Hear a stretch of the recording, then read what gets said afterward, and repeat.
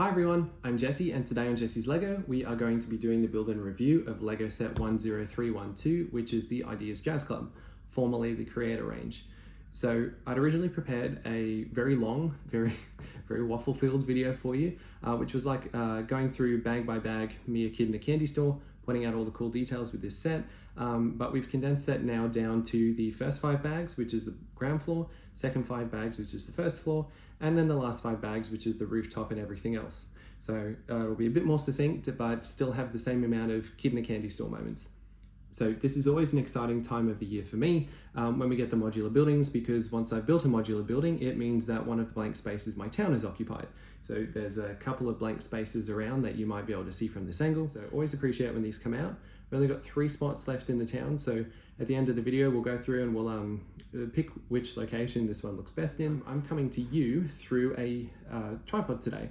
So I got a tripod and a light, and I'm hoping that this will help improve the quality of the videos for you guys watching on the other end, and will allow me to have some better lighting than the natural light and the light in this room as we move around the town, and I can show you some more of my town without worrying about what the lighting looks like. So without wasting any more time, let's jump straight in and review the building, and then we can place it in the town and move on to the next big thing.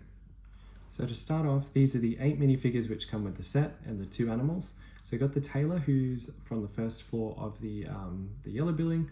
We have the venue manager, we have the delivery driver, we have the pizza chef, we have the magician, that's her rabbit over here. We have the double bass player, we have the drummer, and then we have the lead singer. So I'm not sure if you can quite tell from this angle, but all of the band members actually have really beautiful clothes.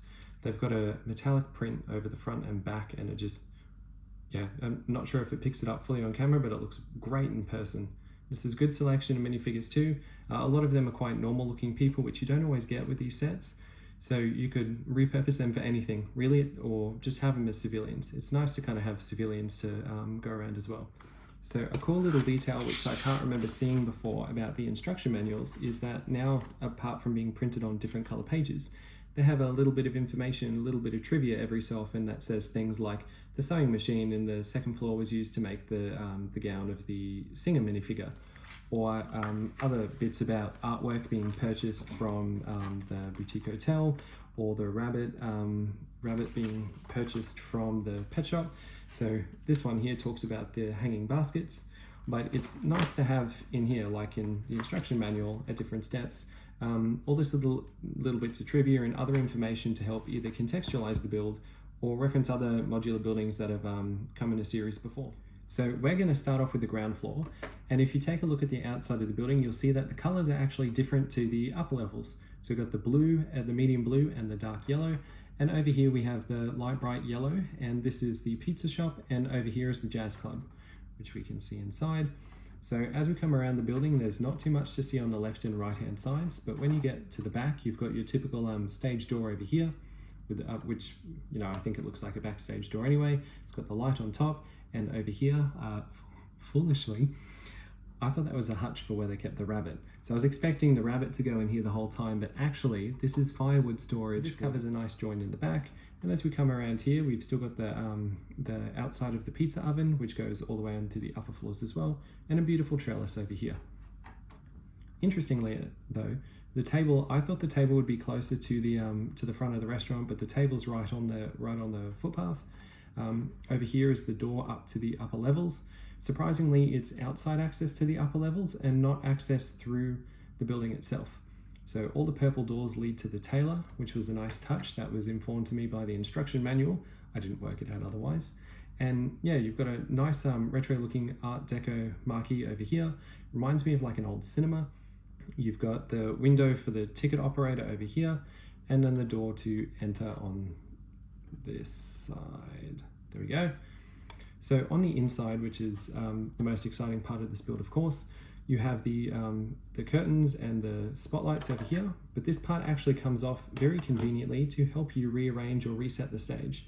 So if you're a klutz like me and you knock your minifigures over, or if you want to put a different act on the stage, you can do that too. So we've got a drum kit and we've got a saxophone stored. There's the double bass case against the wall over there. Got some beautiful little tables. And we've got some beautiful little lamps as well for you to come and watch some jazz or other performances that are going on as well. So over here, which I'm very surprised actually you can reach through and see through, because normally these buildings are cut off, we have a pizza kitchen or an Italian restaurant, whatever you'd like to describe it as. So there's a giant pizza oven over here, a wood-fired pizza oven, and you've got a little counter where the food prep and the transactions are all handled. It is a pretty it's a pretty bland store. It's a lot smaller than I thought it would be, but I think it's this far back to make enough room for the door to come up to the front. Instead of having the door on the front, they put the door on the side, which then pushed this back. But it would have been nice to have a table or some sort of seating inside, because it does lack a bit of detail in the restaurant side. But it makes up for that when you look at the pizza oven itself. It actually looks like a real pizza oven is probably the best way to describe it. You got some little extra wood on the bottom as well. But one of the other interesting things is that, as far as I can tell, this is a new pizza design for this set. I mean, it might have come with Friends or some other city set, but I haven't seen it yet. It doesn't have the usual pepperoni like the rest of the Lego pizzas have. So yeah, let me know in the comments below if that's a new element or that's just new for me for this set, because I haven't seen it before and I thought that was a really cool design. Same as this umbrella. This umbrella is actually a slightly different take on the other umbrella, which we can't get it off properly, but all might have seen over the years. This one's a slightly different color, which I thought was really cool as well, because I haven't seen an umbrella in this color before. But yeah, so this is the ground floor covered, and onto the upper floors. So onto the first floor, and one of the first things you're probably going to notice is the beautiful windows with the stained glass, which I'm hoping you can see from this angle or somewhere down with the light behind. But they're beautiful. They're pink with light blue and yellow transparent bricks, and they just really, I don't know, they really pop. I like the big windows at the front here too, which are usually covered by the marquee sign down here, which usually goes in front. So it's a clever way to get more light in without actually having to build the sign onto this level. So apart from the big designs for the windows we've got, that wraps around. Some more windows at the back, which is always nice, so you're not looking at solid colors, and you can pretend that there's some airflow that comes through. You can see your neighbors, all sorts of stuff like that. Got a door at the back which goes to a balcony.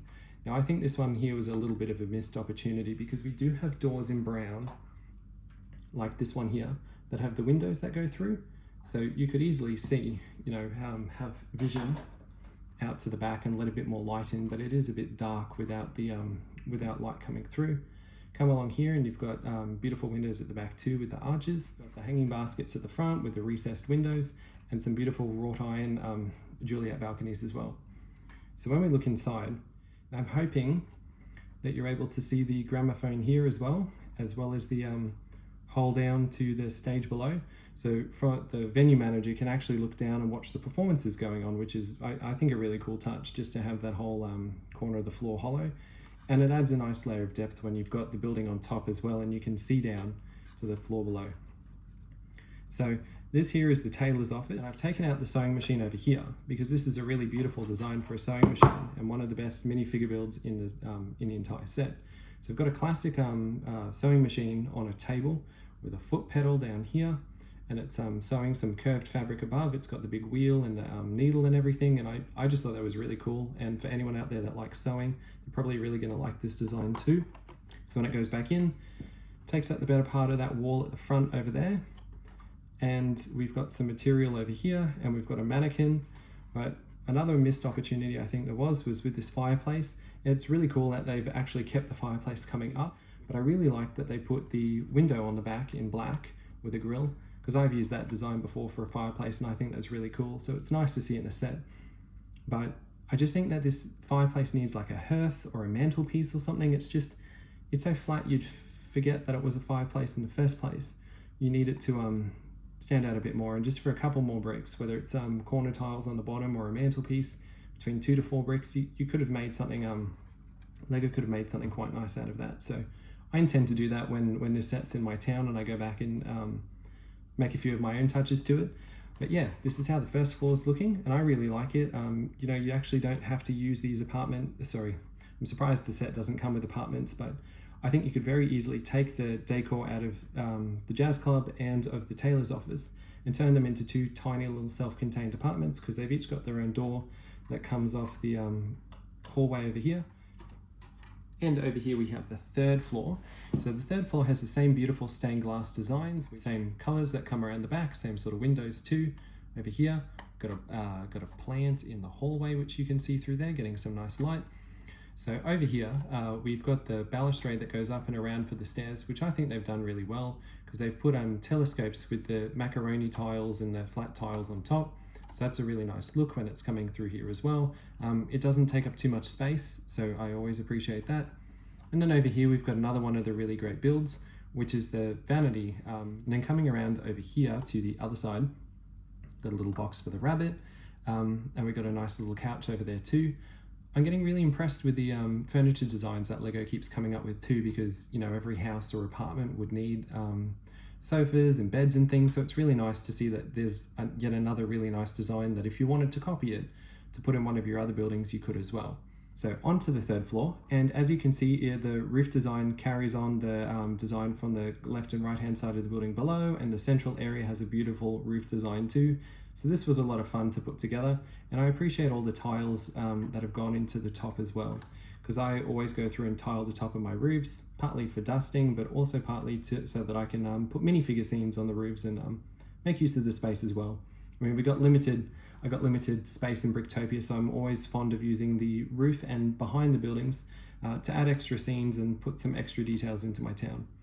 So I'll tile this eventually, but I always appreciate when you got like a fire escape or something which comes through from the floor below. And lucky last, we're onto the roof of the yellow building, which has not much on it, but a greenhouse. So this greenhouse design is particularly clever in the way that it opens up so you can access the inside. So these little supports and arched windows at the back help you to stabilize the roof when it does come down, because otherwise it would hit the plants and things. So it's nice to see that there's some tomatoes, carrots, and other vegetables together in this tiny little greenhouse. I do wish it was a little bit taller because it's barely the height of a minifigure. I was expecting it to be a little bit taller, but it is nice, and it does look very proportionate when you do see the building from afar to have this on top of the roof. So this was a fun little build. The chimney comes all the way up, and this little greenhouse is actually affixed in a very clever way where you can just slide it on and off. So for this, for the remaining area, I was just going to tile it and put a little bench with some gardening tools, so that whoever's attending to the greenhouse will be able to harvest vegetables properly and efficiently. And I like little details like this where you do have a greenhouse, because I've got the greengrocer and you've got restaurants, food carts, all that sort of stuff, where you wonder where they get their vegetables and stuff from. If you don't have a town in your farm, it's nice to be able to imagine that maybe the vegetables come off from the local harvest on a rooftop of the jazz club or something along those lines. So this is what it looks like on top. It's a very petite little building with only 2 stories, but it still makes an impact, and it's beautiful. It'd be beautiful by itself too if you only had half a lot. 16 studs to work with. I think this is a little bit less, but you could flesh it out. So yeah, this is this side of the building complete. So for my final thoughts on the set, I really appreciate how the designers were able to include such a beautiful color like the light bright yellow with a very hard color that's traditionally hard to build with, the dark red. But here you have it, a perfect example of 2 completely opposite colors, and they work beautifully in the same building. And that's a testament to the designers and the creativity behind these ranges as a whole. And what makes the building special is that you can have such diverse buildings next to each other and they still look wonderful. So for me, I really like the exterior, I really like the interior. The interior was a little bit sparse, but as I said earlier, if you didn't like the interior or you felt it was a bit too sparse, there's plenty of room to be able to add your own elements in all those extra studs that are available, or just gut it and turn them into apartments or some other areas that you'd like. Because this whole upper level of the building is self-contained. You could really do whatever you want with it. You could have an apartment here, and an apartment over here. And it could have, the entertainment venue, the dining venue, and apartments. But I really like the greenhouse. I've been intending to put a greenhouse on one of the many rooftops in Bricktopia for a while now. So this ticks a big box for me. I'm excited to think about what I can use the rooftop for up here. It's a nice big rooftop, of course. And it doesn't have any large obstructions or anything that would prevent me from being able to create a nice scene. So I don't know, maybe some tables, maybe a rooftop bar. A rooftop bar would go, quite well with the theme of this venue. And I've been looking for a location to put a rooftop bar into. So maybe this will just kick off another box for me. So we are down to 3 blocks left in Bricktopia. We've got one over here, another over there, and this one over here. And the Jazz Club will fit in one of these blocks. I'm just going to test all 3 and show you what it's like, because it looks a little bit different in every location. You know, the town was planned accordingly to have kind of like all businesses in a back left-hand corner and then slowly filter out to residential over here. So the Jazz Club gives a different look and feel to each of the locations when it's placed in there, and I'm still a bit torn as to which one it'll finally go in. But exciting stuff now that we're down to only 3 blocks, soon to be 2. So this is how it looks in the first location, and actually this is one of my favorites. I mean, there's only 3 and I kind of like them all. But as you can see over here, it butts up nicely against the train line. It's got a good look and feel, especially with being on the corner. Because when you see here, you've got like the dining area that's unobstructed by another building. So you get to fully appreciate the yellow and the height difference, well, the depth difference between those two. It's also a really nice alleyway behind as well. You kind of are able to look straight through the tunnel because they're flush up against each other here. And yeah, it's nice to be able to, you know, have the pizza store not jam-packed next to something else. Gives off a good vibe opposite the downtown diner and at the end of this street here. And this is option number 2 over here on the opposite side with the Jazz Club right at the front. Sign's looking a bit skew-iff. So over here, it is at the tail end of the kind of the neighborhoody street. So we've got the pizza store in between the train line, which is quite nice as well. I mean, it's the same sort of coloration as it continues around the corner. But you've got the greenhouse unobstructed by another building again, right opposite the train line. So it forms a nice little community, but I would be concerned about all the noise and the traffic that the club would bring to this little quiet part of the town. So this one here is not my favorite position. I think there'll be something better for this location. So here we have the last option for the Jazz Club in the back corner. Hello, Indy. Is this where you thought the Jazz Club would go? What do you think? We'll find out in just a moment. So in this location here, we have it in between the corner garage and the bookshop. And it looks much the same. It's still got a tree and a bus stop out the front as with every location. But it makes a bit of sense to me over here because it parallels quite nicely against the detective's office. So similar sort of size and shape to the building. Same with over here. And for how the back alley goes, they're pretty much flush with the corner garage beside. It's got the same sort of coloration. And I can make use of the alleyway being at the edge of the table. So I think the yellow also looks quite nice behind over here because you get to see the chimney going up the side of the bookshop. So I always move the decorations on the street and try and put them at the back or somewhere else on the building just to you know, declutter the front because it's already looking pretty cluttered if I kept the table and stuff at the moment. But it's quite nice from this angle as well to be able to see that there is the greenhouse and see the rooftops. I mean, these 2 rooftops here are pretty similar in height. Actually, they're the same in height. So we've got the rooftop party over there, and we'll have the hopefully a rooftop bar or something over here. And then just the height and everything works quite well, at least for me in this space, and looks quite good on the front too. You've kind of got the industrial looking building next to the other industrial looking building, and you've got the beautiful yellow building next to the beautiful bookshop building over here. So I think it works quite well. This might be the location that I end up keeping them in for a little while, at least until we get the Natural History Museum and might have to rearrange parts of the town to make that fit. As much as I like having another 1.5 building, I've only got 2 blocks of space left, and they're not in an area where you could really put such a large building. So it'll be interesting to see where we can fit that over time. Excuse the Christmas decorations. And yeah, so this is where it's going to stay for a little while, at least until we get another modular building and might have to reassess the layout of the town. But until then, thank you very much for watching, and I hope you enjoyed this video. Don't forget to leave a like and subscribe if you did. I'm trying to make more content more often for you guys to share more of my collection at my town. But in the meantime, I'm going to go and work on this mess of a Christmas setup that I've got over here, and look forward to seeing you guys next time. Thank you for watching. Until then, bye.